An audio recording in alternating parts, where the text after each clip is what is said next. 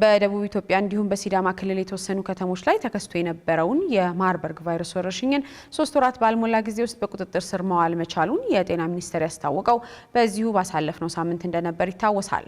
ከዓለም አቀፍና የሀገር ውስጥ አጋሮች ጋር በተደረገ ከፍተኛ ርብርብና የጤናው ዘርፍ ባለሙያዎች ባደረጉት ርብርብ ኢትዮጵያ ከበሽታው ነፃ መሆኗ ተረጋግጧል ያለው ሚኒስቴር መስሪያ ቤቱ በቫይረሱ በቆይባቸው ጊዜያቶች የጤና ባለሙያዎችን ጨምሮ የ9 ሰዎችን ሕይወት ማለፉን ያሳወቀው ኢትዮጵያ ቫይረሱን ሙሉ በሙሉ መቆጣጠር መቻሏን ያረጋገጠው የዓለም የጤና ድርጅት በሽታው የተገታበት ፍጥነት በዓለም አቀፍ ደረጃ ከተመዘገቡ አጭር የበሽታው መግቻ ጊዜያት ተርታ የሚሰለፍ ነው ሲል የአፍሪካ የበሽታዎች መቆጣጠሪያና መከላከያ ማዕከል በበኩሉ የተመዘገበውን ውጤት መማሪያ የሚሆን ነው ብሎታል። የ2018 ጥቅምት ወር መገባደጃ ሲቃረብ ነበር የደቡብ ኢትዮጵያ ከተማ ጂንካ አስደንጋጭ ነገር የገጠማት። አንድ የከተማዋ ነዋሪ ባልታወቀ በሽታ ይጠቃል። ትኩሳት፣ ራስ ምታትና የተለያዩ የሰውነት ክፍሎች መድማት ደግሞ የህመሙ ምልክቶች ነበሩ። ሁኔታው እንግዳና ከአቅማቸው በላይ የሆነባቸው የጤና ጣቢያ ባለሙያዎችም በሽታውን ወባ ይሆናል ብለው በመጠርጠር የታማሚውን ህይወት ለመታደግ ቢጥሩም ሳይሳካ ቀርቶ የታማሚው ህይወት ያልፋል። ሆኖም የእንግዳው ህመም ጉዳይ ግለሰቡን ሲያስታምሙ ወደ ነበሩት 3 ግለሰቦች ተዘዋወረ እንጂ በዚያው አልተዘጋም ነበር።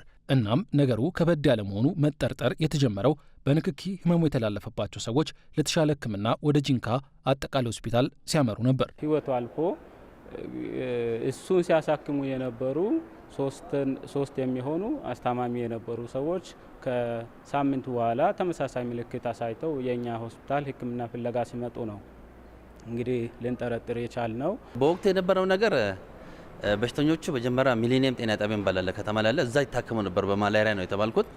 ከዛ ሆስፒታል መጥተው አንቲ ማላሪያ ድራጎችን ወስደው ኢምፕሩቭ አላረጉም ካለ ይሄ ነገር ምን ሊሆን ይችላል ምለውን ስናስበው ቫይራል ሄሞራጂክ ፊቨር እንባላለን ከነሱ ውስጥ አንዱ ሊሆን ይችላል በማለት ጠረጠርንና እነዚህ ሰዎች ለይተን አወጣናል። ወስደው ወደ አንድ ክፍል ውስጥ ለብቻ አረግንና ለመመለከተው ክፍል በአፋጣኝ ዊዚን ማይክሮ ሰከንድ ውስጥ ለክልላችን አስተላለፈን። እንግዲህ ይህ ሲሆን የአዲሱ በሽታ ወሬ ጂንካን ከማመስ አልፎ በዘመነኛው የወሬ ፍጥነት መላ ኢትዮጵያን አዳርሶ የማህበራዊ ትስስር ገጾች መነጋገሪያ ለመሆን ምንም ያክል ጊዜ አልፈጀበትም ነበርና ስጋቱ የሀገሬ ሁሉ ስጋት የሆነው በፍጥነት ነበር። የጂንካ አጠቃላይ ሆስፒታል ለክልሉ ጤና ቢሮ ሪፖርት ካደረገና ጉዳዩ የጤና ሚኒስቴር ጆሮ ከደረሰ ወዲያ በአፋጣኝ የተሰራው ስራ ናሙናዎችን ወስዶ ህመሙን በኢትዮጵያ ህብረተሰብ ጤና ኢንስቲትዩት ላቦራቶሪ ባለሙያዎች የመለየት ስራ ነው። ሳምፕል የ5 ሰው እንዲወሰድ አደረግን። በዛ መሰረት እነዚህ ሰዎች ቤተሰቦች ማፈንፈን ጀመረ። የለየን ጥንቃቄ እንዳደረጉ እንዲሁም ቫይራል ሄሞራጂክ ፊቨር ምን አይነት ምልክት ያሳሉ ምለው ነገር የነገርን ልየታ ያደርግ ነበር። ባይዘ በሰዓቱ ለኛ በጣም ከባድ ነበር። ፈጣን ናቸው ኢንስቲትዩት ላይ ያሉት ኢፒኤችአይ ኢንስቲትዩት በጣም ላመሰግናቸው ወደለው ባቀረብንላቸው ነገር መሰረት ወርደው እኛንም ለመታደግ ሞክረዋል። ማስፈልገው ነገር አቅርበዋል። ከአንድ ቀን በኋላ ማርበርግ ቫይረስ መሆኑ ታወቀ ማለት ነው። ድንገተኛ በሽታዎች የሚታከምበት አገልግሎት የሚሰጥበት ክፍሎች ነበሩ። መልሶ እንደገና ለማርበርግ ቫይረስ በሽታ ማከሚያ ማዕከል አድርጎ ማዘጋጀት ፍርሃት አለ፣ ስጋት አለ። ገዳይነቱ በጣም ከፍተኛ ስለሆነ ከፍተኛ ስጋት አለ።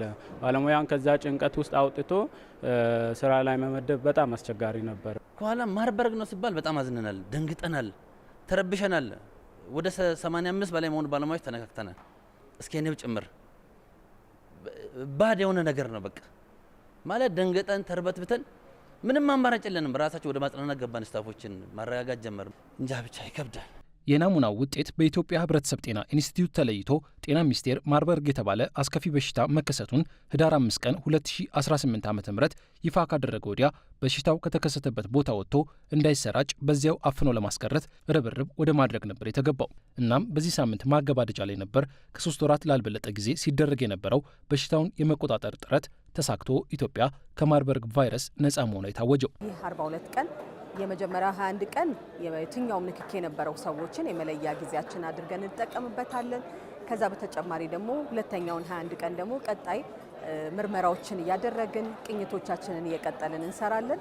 በዚህም እንግዲህ 42 ቀንን ጨርሰን ሀገራችን የማርበርግ ቫይረስ በሽታ ሙሉ ለሙሉ ነፃ መሆኗን በእኛ በአገራችን እንዲሁም ደግሞ በዓለም አቀፍ ስታንዳርድ ነፃ መሆናችንን ያወጅንበት ቀን ነው። የዓለም የጤና ድርጅት እንደሚያስቀምጠው መስፈርት ከሆነ አንድ ሀገር ከማርበርግ ቫይረስ ነፃ ናት ተብሎ ማወጅ የሚቻለው የመጨረሻው ታማሚ በበሽታ ተይዞ ካገገመ እንዲሁም አዲስ በህመሙ የተያዘ ሰው ከተመዘገበ 42 ተከታታይ ቀናት ማለፋቸው ሲረጋገጥ ነው። ኢትዮጵያ ከቫይረሱ ነጻ መሆኗ በታወጀበት በዚህ መሰናዶ ላይ ወኪሉን የላከው የዓለም የጤና ድርጅትም ሀገሪቱ በሽታውን የተቆጣጠረችበትን ፍጥነት አድንቆ በቁጥጥር ስር የዋለበት ፍጥነትም በዓለም ደረጃ በጣም አጭር ከሚባሉ ጊዜያት ውስጥ አንዱ መሆኑን ተናግሯል።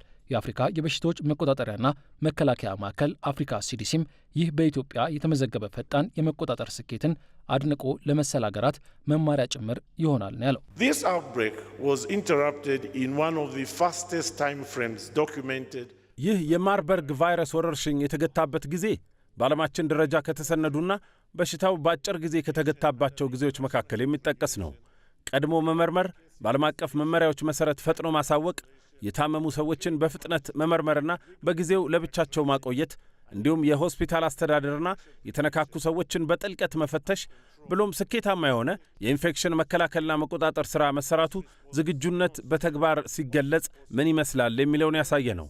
ሁኔታው ኢትዮጵያ ባዮሎጂያዊ የሆኑ ጥቃቶችን በፍጥነትና በስነ ምግባር እንዲሁም በአንድነት ለመጋፈጥ ያላትን አቅም ያመላከተ ነው። With speed, discipline and unity. ኢትዮጵያ እያስተማረችን ነው። የመተባበርን ዋጋም እያሳየችን ነው። መደበኛ የክትባት ዘመቻ ከማድረግ አልፎ በተጋላጭ ቦታዎች በር ከበር የሚደረግ የዳሰሳ ስራን ሰርታለች። ኢትዮጵያ የተገበረችው የቅድመ መከላከል ላይ ያተኮረ ማህበረሰብን መሰረት ያደረገ የዳሰሳ ስራን ነው። ኢትዮጵያ implemented a proactive community-centered surveillance model. በነገራችን ላይ የታማሚዎችን ዘረመል ወይንም ዲኤንኤ በመመርመር ይህን ህመም በሀገር ውስጥ አቅም መለየት የቻለው የኢትዮጵያ ሕብረተሰብ ጤና ኢንስቲትዩት አሁን ላይ ከ200 በላይ በሽታዎችን መለየት የሚያስችል የላቦራቶሪ አቅም ገንብቷል ሲል የተናገረው የጤና ሚኒስቴር ዘረመሉ ወደ ውጭ ሀገር ሳይላክ በአጭር ቀናት ውስጥ መለየቱ የበሽታውን ስርጭት ለመግታት ምቹ ሁኔታን ፈጥሯል ነው ያለው። ለመጀመሪያ ጊዜ የቫይረሱ ዘረመልን በራሳችን ለይተን ለአገራችን የመጀመሪያ ጊዜ እንደሆነ ይታወቃል። ማወቅ ብቻ ሳይሆን ይህን ምርመራ በራሳችን አቅም በራሳችን የህብረተሰብ ጤና ኢንስቲትዩት ላቦራቶሪዎች ምርመራውን አረጋግጠን ለዓለም አቀፍ የትኛውም ባለድርሻ አካላት ደግሞ እንዲያውቁት አድርገናል። ያም እንግዲህ አገራችንን ብቻ ሳይሆን አህጉራችንን እንዲሁም ዓለማችንን በጋራ ለመጠበቅ ያለን አቅም ምን ያህል እንደጨመረ ያሳያል። ከወረዳና ክልል ጤና ቢሮዎች አንስቶ እስከ ጤና ሚኒስቴርና ህብረተሰብ ጤና ኢንስቲትዩት ድረስ በተዘረጋ ትስስርና የቁጥጥር ስራ ይህን በሽታ መግታት ስለመቻሉ በተነገረበት በዚህ መድረክ ላይ የላቀ የቴክኒክና የቁሳቁስ ድጋፍ ያደረጉ እንደ አሜሪካ፣ እንግሊዝና ጣሊያን ያሉ ሀገራት ምስጋና ተችሯቸዋል። እነሱም አጋርነታቸው እንደሚቀጥል ያረጋገጡት። ይህ በሽታ ተከስቶ እስኪገታ ባለው ከ3 ወራት ያልበለጠ ጊዜ 3800 ሰዎች የላቦራቶሪ ምርመራ ተደርጎላቸዋል ያለው የጤና ሚኒስቴር ከእነዚህ ሰዎች ውስጥ 14 ሰዎች ህመሙ እንደተገኘባቸውና 5ቱ አገግመው 9ኙ በቫይረሱ የተነሳ ህይወታቸውን ማጣታቸውን የተናገረው። በበሽታው ህይወታቸው ካለፈ 9 ሰዎች ውስጥ የበሽታውን ስርጭት በመከላከል ላይ የነበሩ ባለሙያዎችም ይገኙበታል። በዚሁ ሳምንት ኢትዮጵያ ከዚሁ በሽታ ነጻ ስለመሆኗ ይፋ ሲደረግም የዓለም የጤና ድርጅት፣ የኢትዮጵያ መንግስት እንዲሁም ሌሎችም ዓለም አቀፍ አጋር አካላት ጭምር ህይወታቸውን ላጡና ዋጋ ለከፈሉ ሁሉ ምስጋናና ክብር ሰጥተዋል። የ9 ሰዎችን ህይወት አጥተናል።